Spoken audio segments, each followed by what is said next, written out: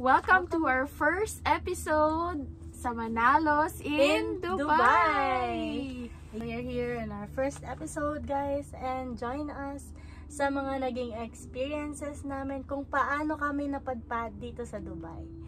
Yes. Paano nga ba tayo napadpad sa Dubai?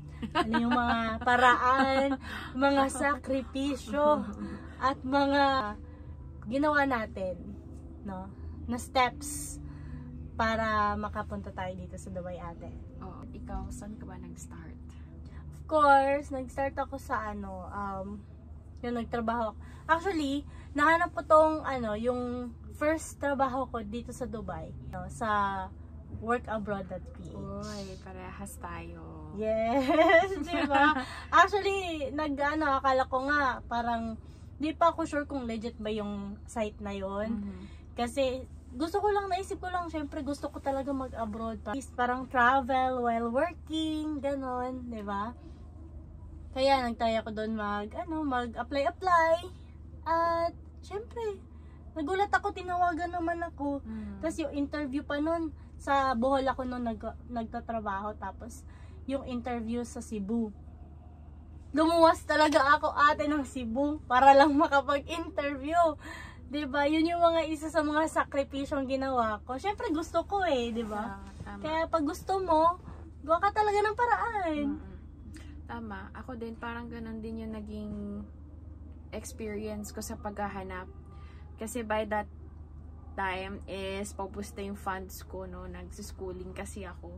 Sabi ko, hindi na sumasapat yung kinikita ko sa Pilipinas. Kasi di ba nagbi-business ako noon, yung sa business ko, yung mga cookies ko. Cookies.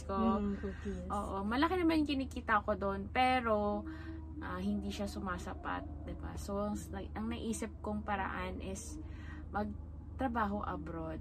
So, pumunta rin ako sa website ng Work Abroad. Ayan. Diba? Hindi po tayo sponsored ng Work Abroad, pero syempre, sinashare lang namin na doon po namin nahanap yung unang trabaho namin sa abroad. Sa workabroad.ph. Kaya sa mga gusto mag-abroad dyan, alam niyo na kung saan maghanap. Pero Remly sa akin is Kuwait, 'di ba? Kuwait muna yung yung first na pinuntahan ko, first country. Katulad mo din, lumuwas din ako. Saan ka nag-interview, ate? Online lang, online interview ako. Tapos ang medical ko sa Cebu pa. Sa Cebu din. So, kailangan kong pumunta ng Cebu para mag-medical. Alam mo naman sa Pilipinas, di ba, hindi ka naman makakaalis kapag di ka mag-medical. Oo. Handamakmak na medical, napakamahal na medical. Tapos yung medical, ate, pinatuwad ka ba? Oo, kasi kailangan nila i-check yun. Lahat yun, pati yung ipin mo na hindi kailangan bunutin, kailangan mong bunutin. Yes, so sa mga gustong mag-abroad dyan, naku, hindi po madali yung medical pa lang sa Pilipinas na kailangan mong tumuha dahil syempre, check nila kung, ewan ko ano check nila doon. Kung may almoranas ka ata, ewan ko kung almoranas ba siguro. Check nila doon. Nagulat nga ako. Sabi ko, okay, wait lang. Kailangan ba talaga? Gusto kong mag-abroad, di go. Oo. Kailangan. Kailangan talaga. So, after nun, yan na. Pumunta na tayo ng abroad. Ako sa Kuwait ako, naalala ko, July yun July 6, 2023. Dumating ka sa Kuwait? Ako naman June 7. Oh, naalala ko, diba? Halos po tayo. June 7. Pero ako naman 2018. Ay, 2022 pala ako, Rebni. Kasi 3 years na ako nag-abroad Ikaw? 2018 ako, so...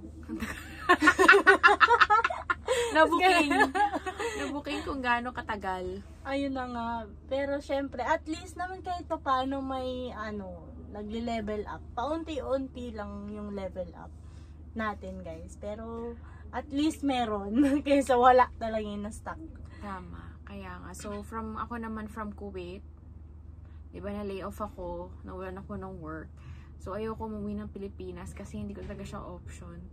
So, ang ginawa ko, kinusap ko yung kapatid ko, di ba si Dino?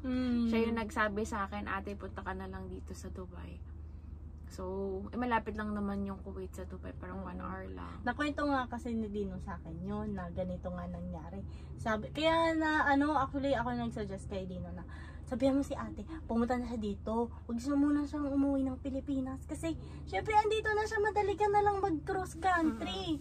Napakadali. Walang question as in. Wala talagang question. Di ba apply tayo ng visa para 3 days. Inantay ko lang 3 days. Lumabas na. Agad. Oo. Tapos, doon mismo sa airport, walang tanong-tanong. Walang pakita mo lang yung visa mo, yung passport mo. Tapos, ganun. Oo. Madali lang talaga. Sa lang naman doon sa atin yung mahirap. mahabang proseso. Oo. Parang mapariwara yung mga Pilipino, ganun, yung mga magti-TNT. Pero at the same time, minsan nasusobrahan na din, di ba ate? Nasusobrahan talaga, ayan. Pero, isa tayo sa mapapalad na nakaalis ng Pilipinas para magtrabaho. Di ba? Ano pa ba? Ano ba yung reality of working abroad? Hindi siya madali. Yes, hindi talaga siya madali.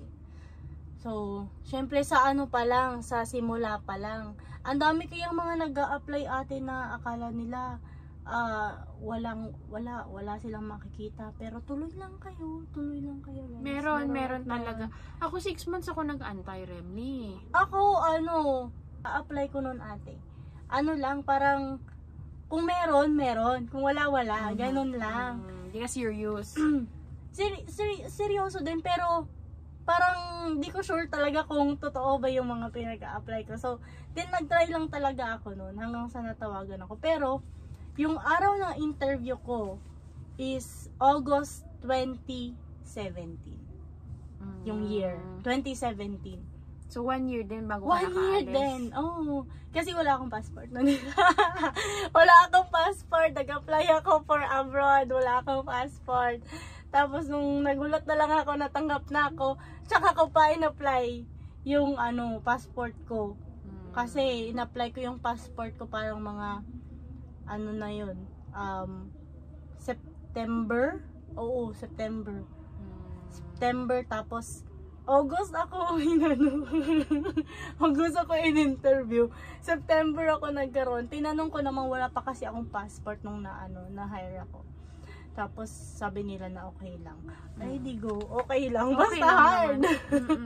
Importante hired. At saka madali lang naman yun after. So, ayun na nga. Pumunta na tayo sa abroad, diba?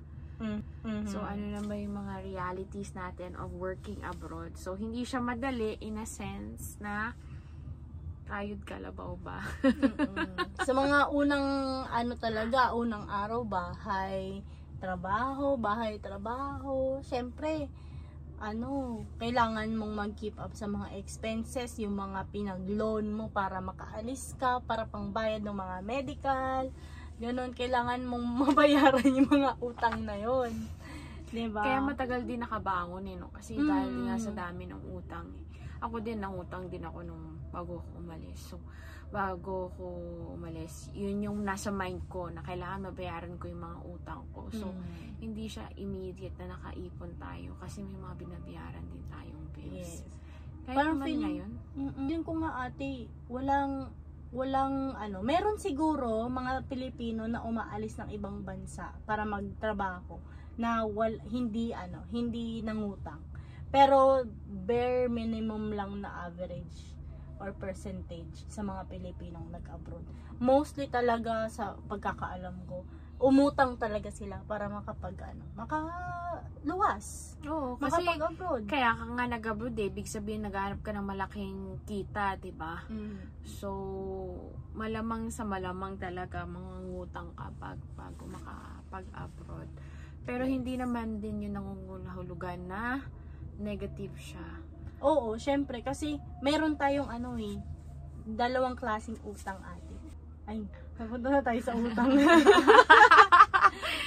May mga utang naman talaga tayo Oo, kahit sino kailangan naman talaga as long as yung utang na binabayaran ha. At nababayaran. Hindi yung utang na tinatakbuhan porket nasa abroad ka na, hindi mo na kilala yung pinag-utangan mo. Wag naman ganon.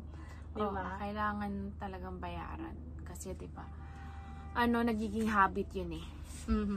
So, that's it for now. Dahil ang bilis. Yun na yun muna. Don't forget to tune in to our next episode. We will be talking about the struggles. Yung mga hirap talaga, as in, yung paghihirap natin dito sa abroad, Remedy. Yes, hindi po all, cakes and candies. Sinabi ko. Oo, hindi naman palagi yung mga nakita natin sa TikTok. It's not always sweet. There is bitterness sa pag-abroad. Yes, so thank you so much for tuning in with our first episode. I hope that you liked our topic and then subscribe to the next one. Thank you! Bye! Bye!